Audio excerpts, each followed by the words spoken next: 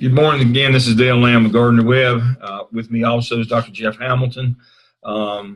We work with clinical experiences here in the Master's Executive Leadership Program at Gardner Webb University. We will have our contact information later in the session. I'm going to move quickly along. I hope everybody can join us. I'm sorry for technical difficulties. But hopefully folks will input the ID number and join us. And so I want to give you a brief overview of the Master's Executive Leadership Program. First, I want to thank you for hosting one of our clinical interns, which we consider to be the heart of the program here at Gardner Webb. So I'll start out with our agenda here this morning. We offer a 5-semester Master's of Arts degree program with North Carolina Principal Licensure. If you're not in North Carolina, if you're in Virginia or South Carolina, students will have to take, at the completion of the program, will have to take the praxis as well, but do not have to do that in North Carolina. So please remember that in North Carolina, students do not take the praxis, nor do they take the old ISLET. They have a demonstration portfolio through TaskStream. We'll talk more about that in just a minute. So for the 5-semester master's degree program, they have 5 semesters, 1 6-hour credit course.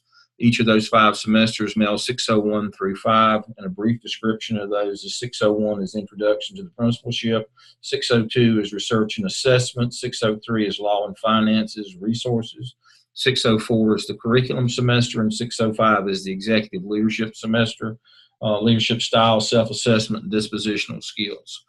And so they take each of those courses. They're in a 6-hour block. They complete all 5 of those over the course of the 5 semesters. Along with their coursework, they have 80 hours each semester of site-based clinical experiences from a list of suggested clinical activities, and that's why you're here today. We need your help in partnering with us to provide them meaningful experiences during that 80 hours a semester that they're involved in their clinical experiences. So now, if I don't lose you, I'm going to go to New Share and pull up that list.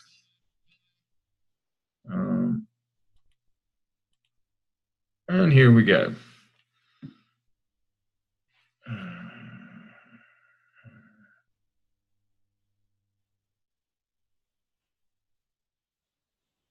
I'm having to respond to text and emails at the same time. All right. So here's the suggested list of leadership opportunities and activities for male student interns. As you can see, we have them divided into 3 categories. You should have the clinical coach that made a site visit to your school. And by the way, you should have already had a site visit from one of our folks coming out and thanking you for being involved with our intern. This is the list of activities that should have been emailed to you or a hard copy put in your hand at this time. It's divided into leadership opportunities, supervision, and technical knowledge.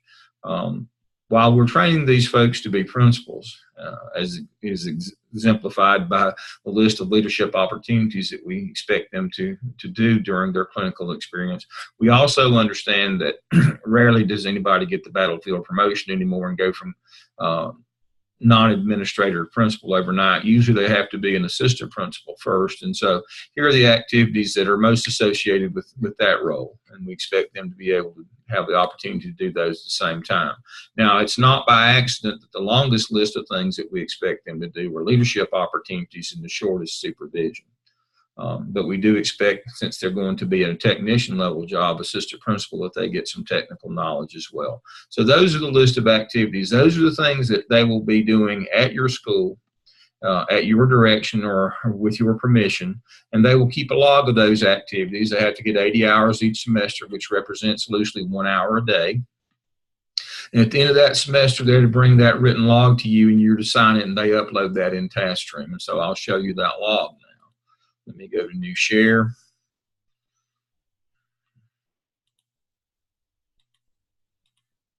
And as simple as that.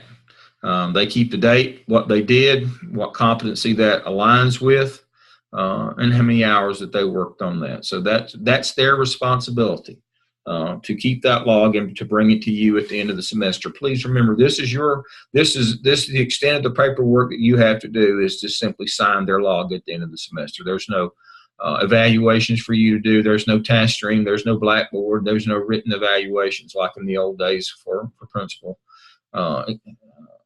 candidates, or the old North Carolina Principal Fellows Program, where we basically had to do more work than the students did, or the fellows did. None of that anymore. You simply sign this log and everything else is handled by us. And we thank you for doing this. All right.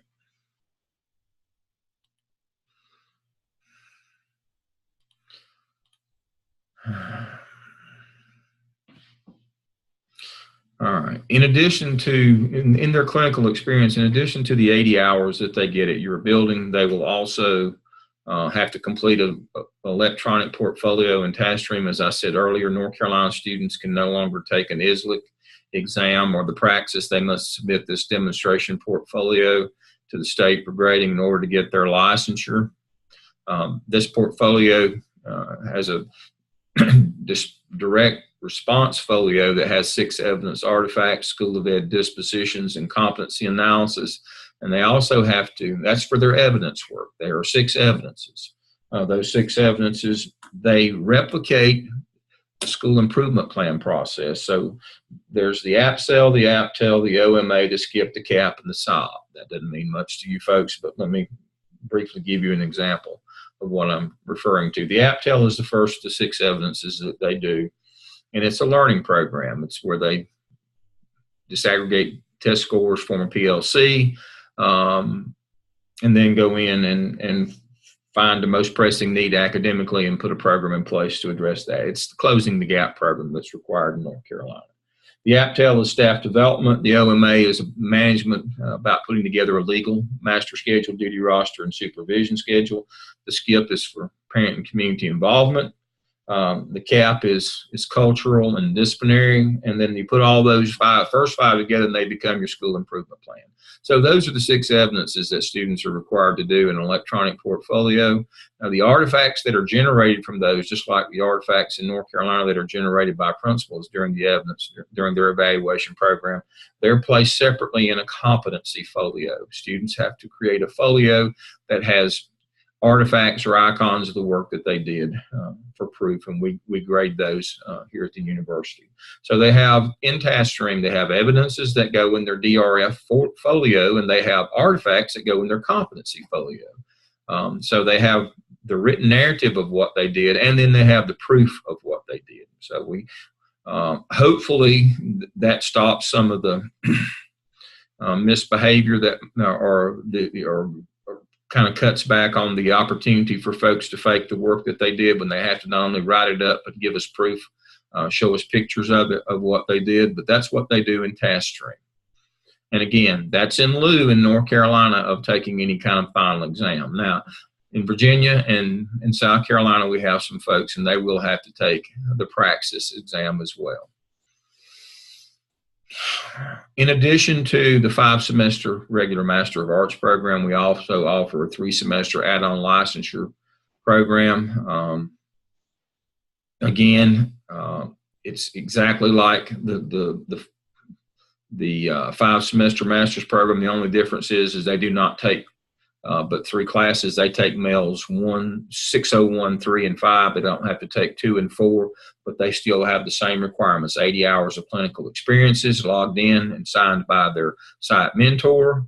And they also have to complete their task stream electronic portfolio. That portfolio, again, has 2 folios in it. It has a direct response folio for their evidences. It has a competency folio for their artifacts. All right, so I've already shown you the list of suggested clinical activities and the internship log. This time, if I can, without losing you,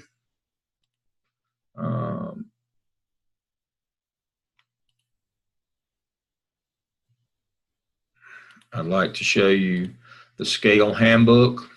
The scale handbook has all the courses in it and explains what they are and the reason.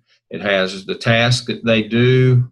It has important concepts, the competencies from the 21 North Carolina competencies for school administrators that they will have accomplished by doing that as well. Alignments to SLO alignment, student learning outcome alignment.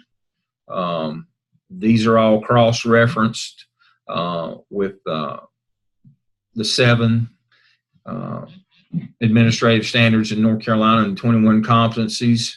Has complete directions for each of these. It also has the grading rubric. I know I'm going quickly here, but it has the grading rubric, and you can see that these has the NISI standards, the ISTE standards, PSEL, CAPE, has all the standards will be found that for accreditation or for licensure are found throughout the things that we have students to do. Here is the grading rubric. And then here are, again, all the different classes that they have, along with their evidence artifact work, what they are to do in those. They are paired, and all the standards and elements and standards that these meet. These 6 evidence artifacts are based on the 37 descriptors from the 7 North Carolina executive standards. And so these aren't random activities that students do. All of these are crosswalked and aligned with all of the major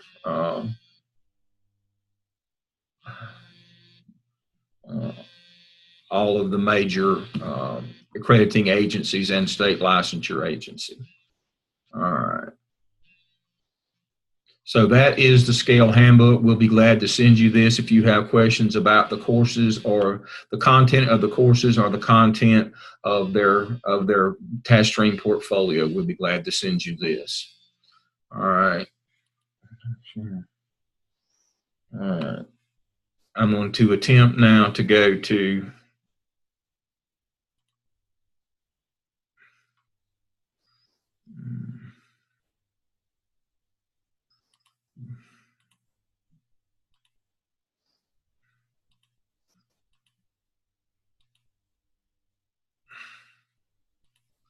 task stream. I hope that I've brought all of you with me.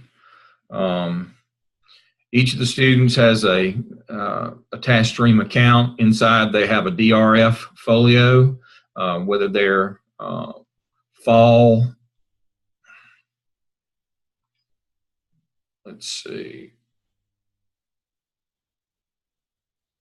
whether they're regular fall 5 semesters or add-on, they have a folio, a direct response folio to put their evidence artifact work in. They put their evidence in here. I'll click on this one.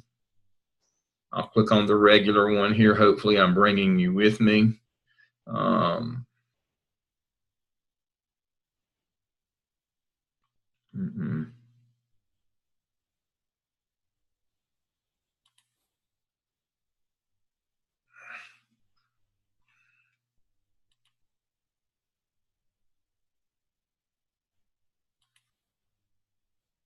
There we go. All right. So students in MELS 601 will upload their app cell here. They have a competency analysis where they have to tell us how they met their competencies, and then they have a dispositional assessment of themselves at where they are to begin with their soft skills. And then, of course, in 602, the app tell is due, and then the OMA, more dispositions, classes, competency analysis, and then they upload their separate folder. They have to upload their internship log and their competency folio. Once they've completed that, they bring it over at the end of their last semester and it's evaluated. So task stream is very simple. It's just a repository for work. They don't do comments or work in here. They do that in their class shells and Blackboard. And so they bring everything here once it's done, and they get evaluated here on their dispositional skills and their analysis of how well they're doing on their competencies. They're evaluated here by the professional staff here at Gardner-Webb. The folio, they create their own folio. You can see I've created my own folio. They have the 21 competencies for North Carolina administrators are here. And they have to upload proof of what they have done to meet that competency. This is where they put their artifacts. They've already done a written narrative of what they did, and then they have to present us proof of what they did. And they also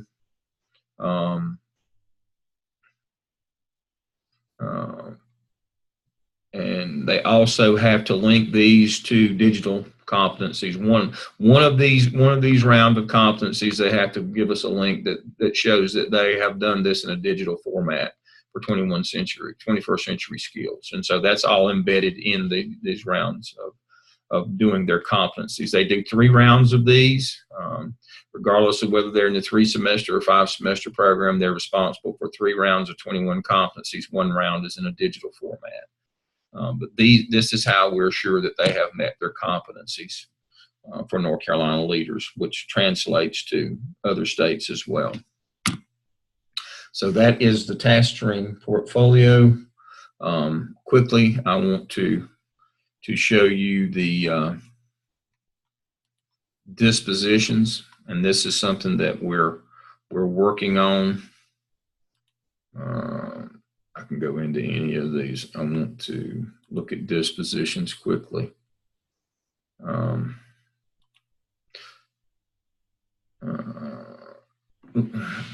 These are the soft skills or the dispositional skills that we expect students to develop during the process of this program. And a lot of this will depend on you and your help and assistance with these. We met recently with a collaborative group of superintendents who said that the delineator in hiring principles is soft skills, and that we should focus on those, and we certainly are trying to do that. But especially in the areas of communication, change management, and conflict management, but also the other 18 of those competencies as well. Competencies and dispositions are kind of soft skills. We assume that students will eventually learn their hard skills sooner than later, but the soft skills are just as important as we go along. And so we look at learner development, learning differences, learning environments, content knowledge, application of knowledge, assessment, and then there are bullets in each of those. But these are some of the soft skills that we expect, some dispositional skills that we expect our students to pick up along the way. And we also work with them in their final semester on self-assessment of their leadership style, their dispositional skills, where they're strong, where they're weak in terms of interaction with others. We work with them certainly in semester 5, because we all know that success for these folks is going to be based almost wholly on their dispositional skills, be able to interact with others. And so we are certainly aware of that, and we have integrated that into the program. All right. So if I can get out of that one, if it'll let me out.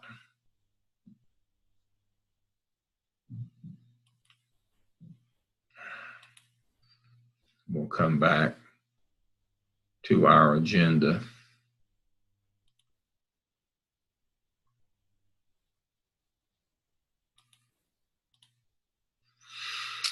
And hopefully we've covered everything on our agenda this morning.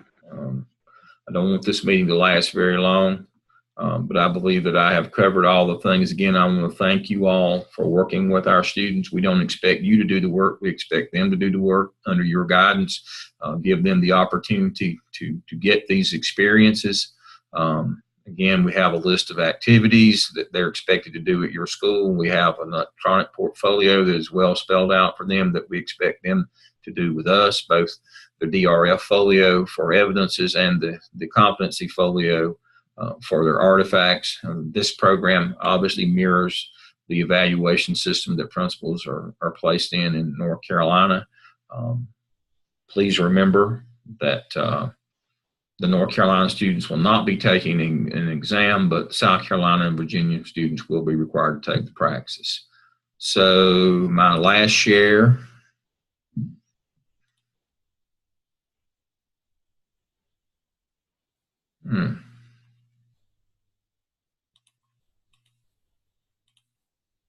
Here's our contact information. If you have questions about students' coursework or something concerning their instructors, Dr. Gerald Neal is in charge of that.